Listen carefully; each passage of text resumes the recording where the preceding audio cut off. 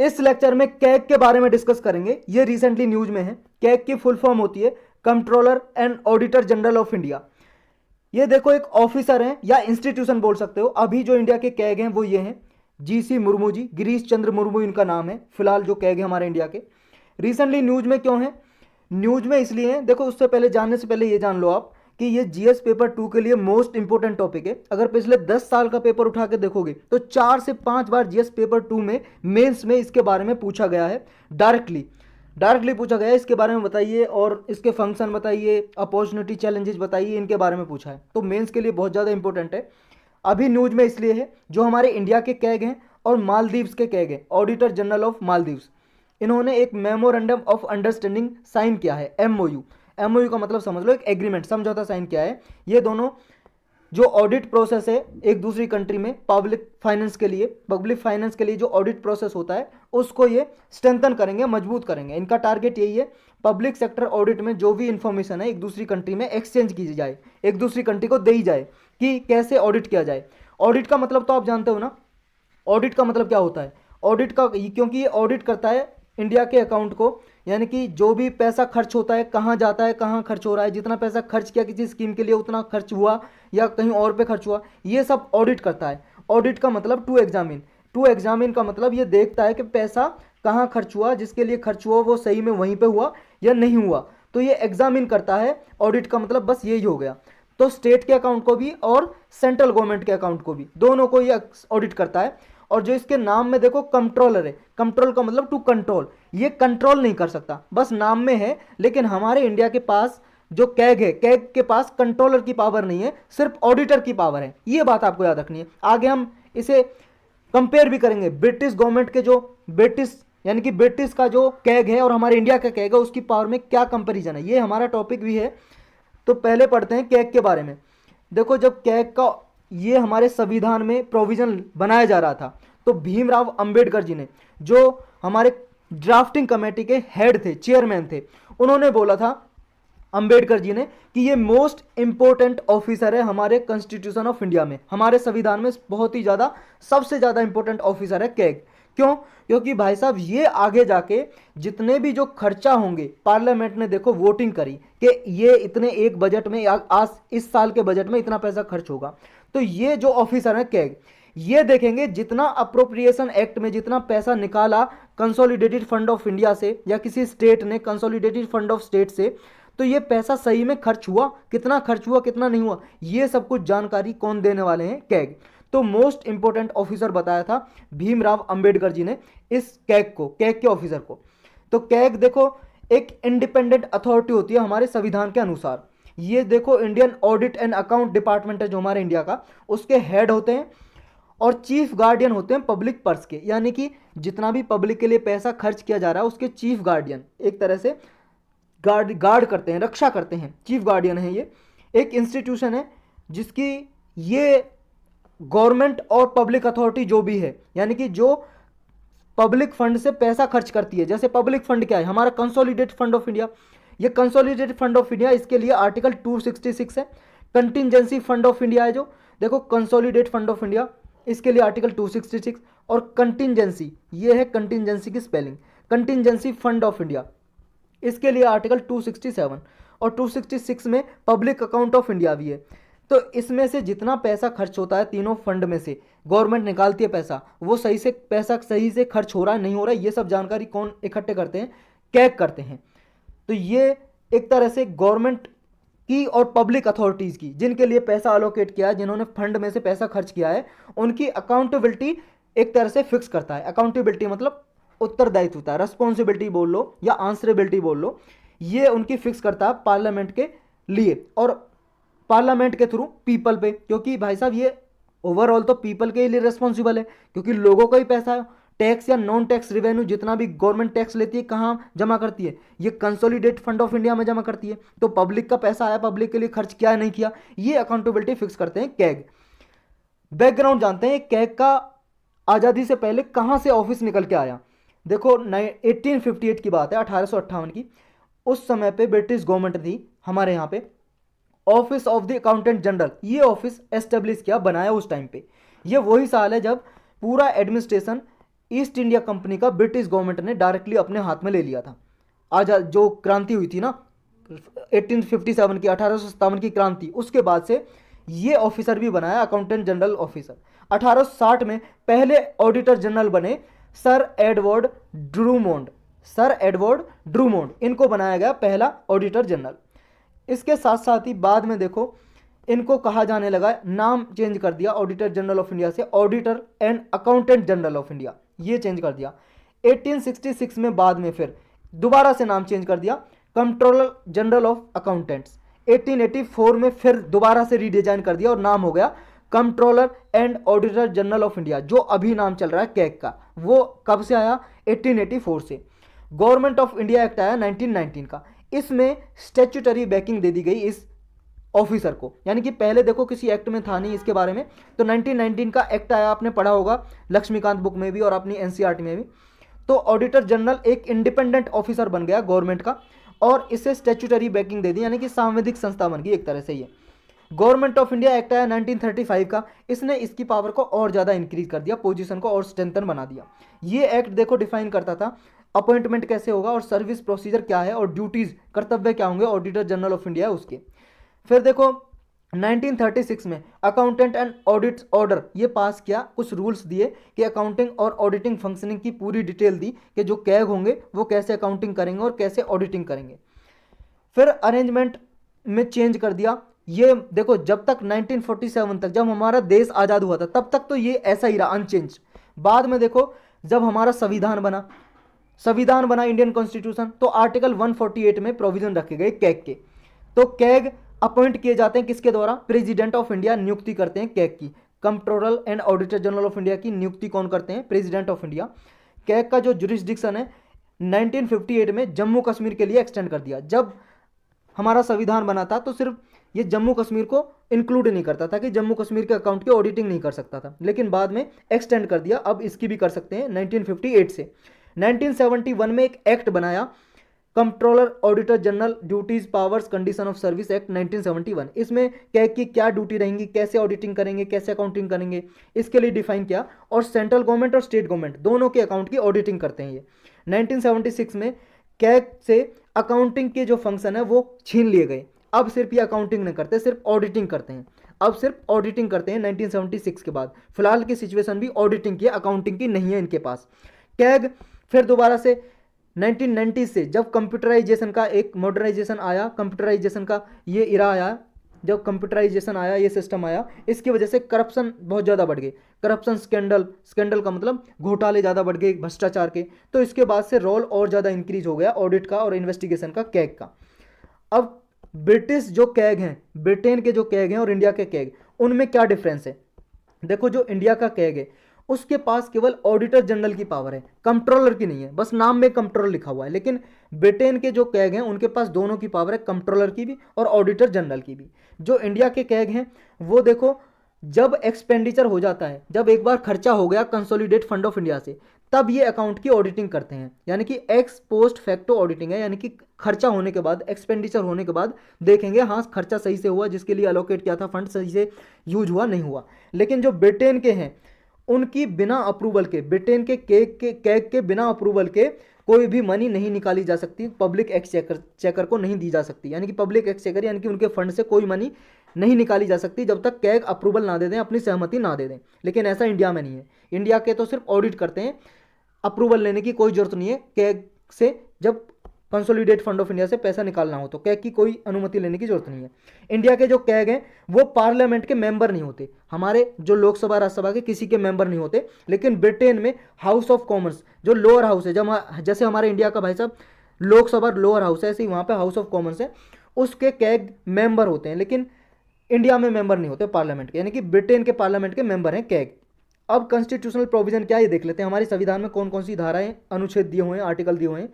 Article 148 दिया हो CAG की अपॉइंटमेंट, ऑथ, शपथ लेना, कंडीशन ऑफ सर्विस इसमें दी गई है।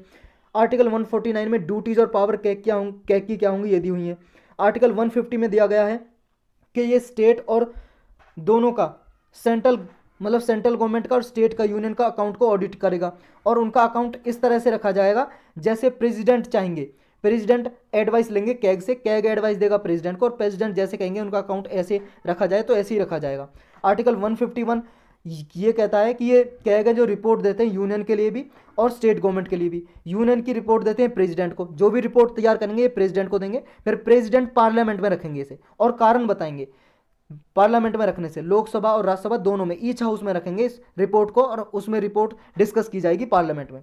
आर्टिकल 279 ये है, देखो ये तो आर्टिकल 151 के लिए, और स्टेट के लिए अलग आर्टिकल है, उसमें ये गवर्नर को रिपोर्ट देते हैं, स्टेट में जो गवर्नर होते हैं राज्यपाल, और गवर्नर फिर हर एक स्टेट के लेजिस्लेचर असेंबली होती है जो विधानसभा, उसमें रखते हैं उसको। आर्टिकल 279 है जो उसमें देखो जो नेट प्रोसीड है उसका कैलकुलेशन करते हैं, और ये सर्टिफाई कौन करता है, नेट प्रोसीड का मतलब जो टोटल खर्चा हुआ है और अकाउंट रिवेन्यू जो भी है उसकी नेट प्रोसीड सर्टिफाई करते हैं कैग, और उनका जो सर्टिफिकेट है फाइनल होता है कैग का। जो हमारा थर्ड शेड्यूल है, हमारे संविधान में 12 शेड्यूल है, तो उसका जो थर्ड शेड्यूल है उसके अकॉर्डिंग ये उनकी ओथ और अफर्मेशन की जानकारी देता है। और ओथ यानी कि शपथ, अपने ऑफिस में घुसने से पहले वो शपथ लेते हैं, प्रतिज्ञा करते हैं, शपथ लेते हैं, ओथ लेते हैं। तो वो ओथ किसके सामने लेते हैं, सुप्रीम कोर्ट के जज के सामने लेते हैं ये ओथ। जो सिक्स्थ शेड्यूल है उसके अकॉर्डिंग जो ट्राइबल एरियाज में ना, ट्राइबल एरिया है, सिक्स शेड्यूल दिया हुआ है हमारा, मेघालय, त्रिपुरा, मिजोरम, असम, असम, मेघालय, त्रिपुरा, मिजोरम, 4 स्टेट के लिए, ट्राइबल एरियाज के लिए मैनेजमेंट के लिए सिक्स शेड्यूल है, उनकी बात करता है। इसमें जो डिस्ट्रिक्ट काउंसिल बनी होती है डिस्ट्रिक्ट में, और रीजनल काउंसिल बनी होती है डिस्ट्रिक्ट काउंसिल के अंदर, तो ये डिस्ट्रिक्ट काउंसिल, रीजनल काउंसिल का अकाउंट भी कैग ही ये कैसे रखना बताता है। और ये प्रेसिडेंट के अप्रूवल के बाद, प्रेसिडेंट अप्रूवल दे देंगे तो तब ये कैग मतलब प्रेसिडेंट प्रेस्क्राइब करते हैं, सलाह लेते हैं कैग से। ये जो बॉडीज़ हैं जो डिस्ट्रिक्ट काउंसिल और रीजनल काउंसिल, इनका अकाउंट ऐसे ही ऑडिट किया जाता है जैसे कैग चाहते हैं। और ये फिर गवर्नर को, जो वहाँ के जैसे असम, मेघालय, त्रिपुरा में है कोई डिस्ट्रिक्ट काउंसिल, तो वहाँ के गवर्नर को रिपोर्ट देंगे, और रिपोर्ट ये डिस्ट्रिक्ट काउंसिल या रीजनल काउंसिल में रिपोर्ट रखेगी, वहाँ पे डिस्कस की जाएगी कि जो पैसा आपको खर्च हुआ था कहाँ पे हुआ, कितना हुआ, कैसे हुआ, और किस के स्कीम के लिए कितना खर्चा हुआ, सब जानकारी ये डिस्कस करते हैं।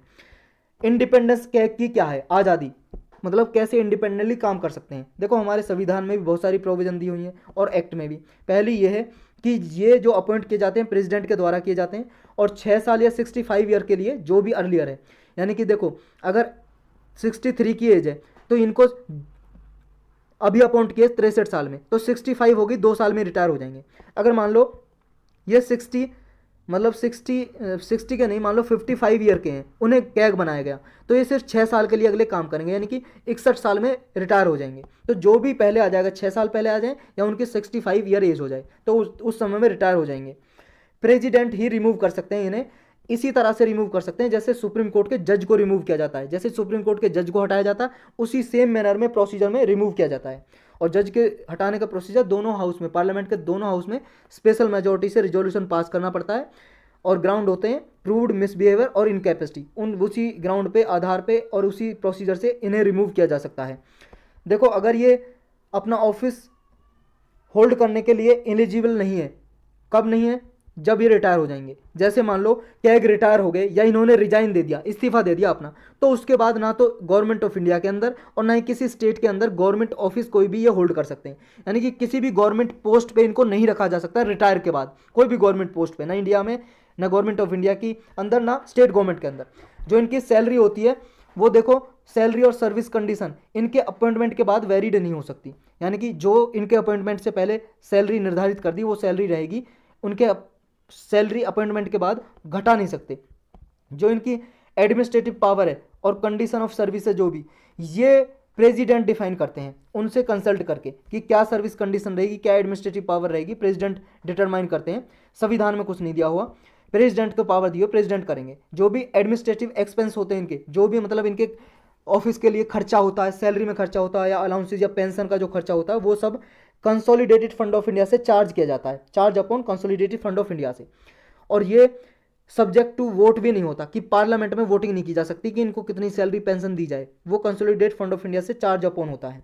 इनके फंक्शन और पावर क्या होती है कैग की, देखो कई पावर डिफाइन की गई हैं संविधान में भी, आर्टिकल 148 से लेकर 151 तक जो हमने डिस्कस की ऊपर, और जो एक्ट है 1971 का, उस एक्ट में भी दी गई हैं। बहुत सारे सुप्रीम कोर्ट के जजमेंट है, उनके द्वारा पावर ली जाती है कैग की। गवर्नमेंट ऑफ इंडिया ने बहुत सारी इंस्ट्रक्शन जारी किए उनके जरिए। 2007 का ये रेगुलेशन है ऑन ऑडिट एंड अकाउंट, उसके जरिए कैग अपनी पावर लेते हैं और रोल फंक्शन करते हैं। कैग ऑडिट करते हैं सारा एक्सपेंडिचर जो कंसोलिडेटेड फंड ऑफ इंडिया से निकला है, जितना पैसा लिया है, और हर एक स्टेट का कंसोलिडेटेड फंड होता है, और यूटी का, यूनियन टेरिटरी का जितना भी फंड होता है निकलता है, उसका एक्सपेंडिचर की कहाँ पे खर्च हुआ है कहाँ पे नहीं हुआ उसकी सबकी ऑडिटिंग करते हैं। जो कंटिजेंसी फंड ऑफ इंडिया और पब्लिक अकाउंट ऑफ इंडिया, इनसे भी जो पैसा खर्च होता है, गवर्नमेंट ऑफ इंडिया के भी अलग अलग ये फंड होते हैं और हर एक स्टेट गवर्नमेंट के भी ये फंड होते हैं, तो इनका पैसा का भी एक्सपेंडिचर की ऑडिट करता है। जितनी भी जो भी मान लो ट्रेडिंग हुई है, मैन्युफैक्चरिंग या प्रॉफिट लॉस हुआ है अकाउंट में, बैलेंस शीट में, गवर्नमेंट ऑफ इंडिया के या स्टेट गवर्नमेंट के, सबकी ऑडिटिंग करता है ये।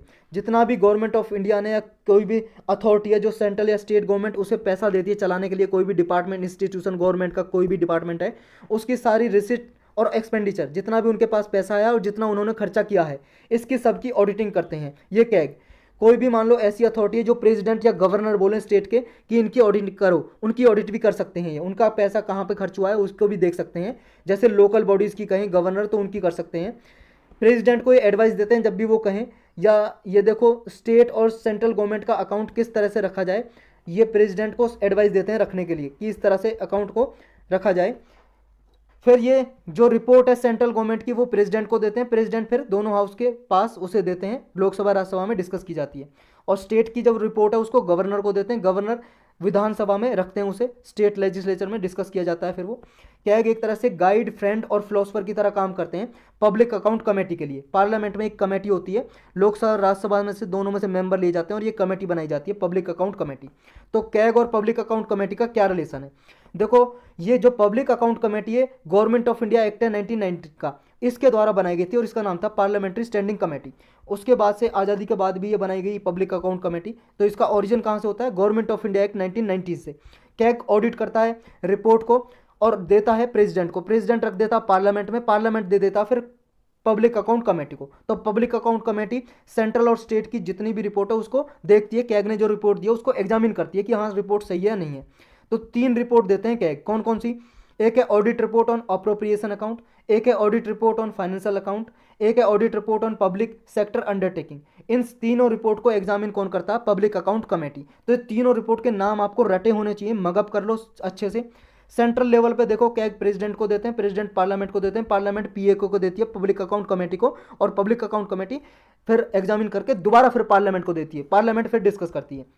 यानी कि कैग असिस्ट करता है, इस कमेटी की सहायता करता है, कोई मोस्ट अर्जेंट मैटर है उसमें सहायता करता है, सलाह देता है, और एक्शन लेता है कमेटी कोई भी, उसमें भी हेल्प करता है कैग पब्लिक अकाउंट कमेटी की। जो कैग की पोजीशन है वो देखो इंटरप्रेटर का मतलब है कुछ अर्थ निकालना, और ट्रांसलेटर का काम करता है ऑफिशियल व्यूज या पॉलिटिशियन के लिए, मतलब ऑफिशियल व्यूज के लिए एक्सप्लेन करता है कि ये क्या इस रूल का मतलब क्या है, और इस ट्रांसलेट करके बताता है कि पॉलिटिशियन को किसी को भी। ये देखो जो करेक्टिव एक्शन सजेस्ट किए हैं कैग ने कि गवर्नमेंट को ये एक्शन लेना चाहिए अकाउंट को इस तरह से रखने के लिए, तो वो एक्शन लिए हैं नहीं लिए, उसकी भी वॉच डॉग की तरह काम करता है, उसको देखता है कि गवर्नमेंट ने लिए या नहीं लिए। अगर नहीं लिए होते वो एक्शन जो कैग ने बोले गवर्नमेंट से, तो फिर ये रिपोर्ट करता है पब्लिक अकाउंट कमेटी को, पब्लिक अकाउंट कमेटी फिर उस मैटर को उठाती है इश्यू को पार्लियामेंट में, और फिर उस पर काम किया जाता है गवर्नमेंट को। एक तरह से एडवाइजरी का ही काम है, इनका कोई कंट्रोल करने का काम नहीं है दोनों का, पब्लिक अकाउंट कमेटी हो चाहे कैग हो, दोनों सिर्फ एडवाइस देते हैं, फाइनल डिसीजन तो भाई साहब पार्लियामेंट में लिया जाता है या गवर्नमेंट लेती है। नेक्स्ट है चैलेंजेस एंड अपॉर्चुनिटी, क्या क्या चुनौतियां हैं और क्या क्या मौके हैं, अपॉर्चुनिटी मतलब मौके, चॉइस क्या क्या हैं कैग के पास। देखो प्रेजेंट टाइम में जो ऑडिटिंग है बहुत ज़्यादा कॉम्प्लेक्स हो गई है, कॉम्प्लेक्स मतलब बहुत ज़्यादा कठिन हो गई है, करप्शन भ्रष्टाचार की वजह से और माल एडमिनिस्ट्रेशन की वजह से। माल एडमिनिस्ट्रेशन मतलब एडमिनिस्ट्रेशन में भाई साहब ऐसे सारे घोटाले होते हैं जिनको डिटेक्ट करना, पता लगाना बहुत ही ज़्यादा डिफिकल्ट है, तो इसी वजह से कैग का काम भी बहुत ज़्यादा बढ़ गया है ऑडिटिंग का। तो अब देखो पहले तो जब कैग को सिर्फ सेंट्रल और स्टेट गवर्नमेंट के अकाउंट की ऑडिटिंग करनी पड़ती थी, अब बहुत सारी पब्लिक प्राइवेट पार्टनरशिप प्रोजेक्ट हो गए हैं जिनमें गवर्नमेंट और प्राइवेट कंपनी मिलकर काम करती हैं, उनके अकाउंट को भी ऑडिटिंग करना पड़ता है, तो काम ज़्यादा बढ़ गया है, ये चैलेंज है। कोई क्राइटेरिया और प्रोसीजर नहीं है कॉन्स्टिट्यूशन में, कि ना ही किसी एक्ट में जो 1971 का एक्ट बनाया था उसमें भी डिफाइन नहीं किया कि अपॉइंटमेंट कैसे होगा कैग का, जैसे प्रेसिडेंट चाहे जिसको चाहे कर देंगे, कोई क्वालिफिकेशन भी नहीं दी हुई। जनरली करते हैं आईएएस ऑफिसर को, जैसे आप आईएएस बनोगे आईएएस ऑफिसर को कर देते हैं अपॉइंट कैग, तो ऐसा कोई क्राइटेरिया दी नहीं हुआ, कोई क्वालिफिकेशन दी नहीं हुई हमारे कॉन्स्टिट्यूशन में, नहीं किसी एक्ट में। जो एग्जीक्यूटिव की पावर है सोल अपॉइंट करने की, जिसको वो चाहे कैग अपॉइंट कर सकते हैं प्रेसिडेंट, और प्रेसिडेंट किसके एडवाइस पे काम करते हैं, council of minister headed by prime minister, यानी कि प्राइम मिनिस्टर और जो काउंसिल ऑफ मिनिस्टर जो एडवाइस दे देंगे प्रेसिडेंट को उसको अपॉइंट कर देंगे। यानी कि ये इंटरनेशनल बेस्ट प्रैक्टिसेस को फॉलो नहीं किया जाता इंडिया में, और बहुत सारी कंट्री फॉलो करती हैं प्रैक्टिसेस, कैसे अपॉइंट किया जाए, पूरा प्रोसीजर डिफाइन किया हुआ है उनमें। जो कैग है देखो, ये गवर्नमेंट ऑफिस के जो इंस्पेक्ट करती हैं, यानी कि इंस्पेक्ट करने वाली अथॉरिटी हैं, और उनके अकाउंट की इन्फॉर्मेशन मंगाती हैं कि आप अकाउंट दो हमें लाके। लेकिन प्रैक्टिकल रूप में देखें तो उन्हें रिकॉर्ड दिया ही नहीं जाता। मतलब फाइल वाइल जो कैग ने बनाई है, बहुत मंगाई है गवर्नमेंट डिपार्टमेंट से, ऑफिसर से, तो इनऑर्डिनेट डिले किया जाता है। इनऑर्डिनेट मतलब अत्यधिक ज़्यादा लेट किया जाता है, फाइल देने में डिलेट किया जाता है। End of the audit programme में यही होता है भाई साहब, कई बार तो जो फाइल मंगाई होती है लाई नहीं जाती, कि इसका सोल ऑब्जेक्टिव यही रहता है डिपार्टमेंट का कि कैग रिपोर्ट की ऑडिट नहीं कर पाए, तो ये बाधा है। 2015 में देखो ऑल इंडिया कॉन्फ्रेंस हुई थी पब्लिक अकाउंट कमेटी की, पार्लियामेंट की पब्लिक अकाउंट कमेटी की, तो इसमें स्टेट यूनियन टेरिटरीज की भी अकाउंट पब्लिक अकाउंट कमेटी आई थी। तो इन्होंने कहा था कि देखो जो कैग की कंप्लीट इंडिपेंडेंस की ज़रूरत है, यानी कि जब जैसे पब्लिक अकाउंट कमेटी का ही पार्ट बनाया जाए कैग को, जैसे यूनाइटेड किंगडम में है और ऑस्ट्रेलिया में, इन देशों में, ऐसे ही इंडिपेंडेंस, कंप्लीट इंडिपेंडेंस देने के लिए कैग को पब्लिक अकाउंट कमेटी का ही पार्ट बनाया जाए। बाद में ये कहा था कि अगर कैग को अपॉइंट करना है तो अपॉइंट करने से पहले पब्लिक अकाउंट कमेटी के जो चेयरमैन होते हैं उसकी परमिशन लो, आप उससे कंसल्ट करो, प्रायर कंसल्ट करो, तब अपॉइंट करो। ऐसे नहीं प्रेसिडेंट बस खुद ही जब चाहे अपॉइंट कर दें, जो काउंसिल ऑफ मिनिस्टर और प्राइम मिनिस्टर ने एडवाइस दिए, तो पहले पब्लिक अकाउंट कमेटी से भी आप सलाह लो तब अपॉइंट करो। और क्या सलाह दी है देखो, ये 6 साल या 65 ईयर मैक्सिमम टाइम होता है कैग का, ड्यूरेशन होती है टेन्योर। लेकिन ऐसा होता है देखो 63 ईयर का है और 64 ईयर का, उसे अपॉइंट कर देते हैं, बस 1 साल के लिए कैग रहता है। मतलब इनकी जो वर्क है वो पूरा शॉर्टर टाइम के लिए होता है। तो इनकी इंडिपेंडेंट कैसे हो भाई साहब, इसमें ही इंपेडिमेंट आती है। 1 साल में तो वो जाके ऑफिस को समझेगा ही, तो प्रॉपर तरीके से काम नहीं कर पाते। तो इंटरनेशनली जैसे कुछ प्रैक्टिसेस अपनाई गई हैं, जैसे यूनाइटेड किंगडम में 10 साल के लिए कैग अपॉइंट किए जाते हैं, यूएस में 15 साल के लिए किए जाते हैं। तो ऐसी कुछ प्रैक्टिसेस हमें भी इंडिया में फॉलो करनी चाहिए। नेक्स्ट है जो ऑडिट अकाउंट करते हैं यूनियन का और स्टेट का, वो एक्चुअल में देखो वो स्टाफ करता है IANAD का, इंडियन ऑडिट अकाउंटिंग डिपार्टमेंट है, उसके ऑफिसर स्टाफ करते हैं, और इन्हें कोई स्टैट्यूटरी रिकग्निशन नहीं दी हुई, इनकी कोई एक्ट नहीं बनाया हुआ, जैसे यूके में दी हुई है इन्हें नेशनल ऑडिट ऑफिसर के मतलब जो ऑफिसर हैं उनको स्टैट्यूटरी पोजीशन यानी कि एक्ट बना के उन्हें पावर दी गई है। देखो जो कैग पे बहुत बार एलिगेशन लगते हैं, इनको अवॉइड किया जाना चाहिए कि वो स्टैंडर्ड को फॉलो नहीं करते, तो ये अवॉइड किए जाने चाहिए, इंटीग्रिटी को मेंटेन करनी चाहिए ऑडिट करने में। क्लाइमेट चेंज से लेकर पब्लिक प्राइवेट पार्टनरशिप्स तक ये ऑडिट करते हैं, जो भी फंडिंग दी जाती है गवर्नमेंट ऑफ इंडिया द्वारा। लेकिन कैग को देखो ये मैकेनिज्म चेंज करने होंगे अपने ऑडिट करने के, क्योंकि अब बहुत सारे ऐसे क्राइटेरिया ऑडिट करने के ला दिए गए हैं जो पहले नहीं हुआ करते थे। नेक्स्ट क्या है, एक बिग डेटा रिवॉल्यूशन चली थी, कैग ने क्या है एक बिग डेटा मैनेजमेंट पॉलिसी 2016 में बनाई। इसमें centre for data management and analytics Delhi में ये एस्टेब्लिश किया एक सेंटर, कि जो डेटा है उसको मैनेज करने के लिए एक ऑफिस सेटअप किया, तो ये एक वेलकम स्टेप था। 2017 में कैग ऑफ इंडिया ने कॉमनवेल्थ जो कंट्री हैं, कुछ कंट्री हैं ऐसे कंट्री जिन्होंने ब्रिटिश गवर्नमेंट ने यानी कि ब्रिटेन ने जिनको गुलाम बनाया था, जैसे भारत है या और कोई कंट्री है, उनके मेंबर है कॉमनवेल्थ में। कॉमनवेल्थ के मेंबर के जो भी कंट्री इसके मेंबर हैं, उन कंट्री में जो कैग है सबकी मीटिंग बुलाई, और इसमें देखा कि कैग की ऑडिटिंग कैपेसिटी को कैसे डेवलप किया जाए। ये 2017 में इंडिया के जो कैग है उन्होंने एक कॉन्फ्रेंस की थी, मीटिंग की थी। कैग देखो यूएन हेडक्वार्टर की भी सक्सेसफुली ऑडिट कर चुके हैं, तो एक क्रेडिबिलिटी बढ़ती है इंडियन कैग की कि इंडियन कैग बहुत ही अच्छा ऑफिसर हैं, और इन्होंने यूएन के हेडक्वार्टर की भी ऑडिटिंग की हुई है। कुछ रिफॉर्म सजेस्ट किए हैं विनोद राय ने। विनोद राय देखो फॉर्मर कैग थे, पहले पूर्व कैग हुआ करते थे विनोद राय, बहुत सी भाई साहब ईमानदार ऑफिसर थे, इंटीग्रिटी के लिए जाने जाते हैं विनोद राय। उन्होंने कुछ संशोधन सुधार बताए कि ये सुधार करो कैग में। इन्होंने कहा पहले तो पब्लिक प्राइवेट पार्टनरशिप हो या पंचायती राज इंस्टीट्यूशन हो या गवर्नमेंट फंडेड कोई भी सोसाइटी हो, ये कैग के अंदर आनी चाहिए, कैग के दायरे में, कैग इन सब की ऑडिटिंग करे। और जो 1971 का जो एक्ट है, कानून है, उसमें अमेंड करो, संशोधन करो और गवर्नेंस के लिए चेंजेस करो और कैग को पावर दो।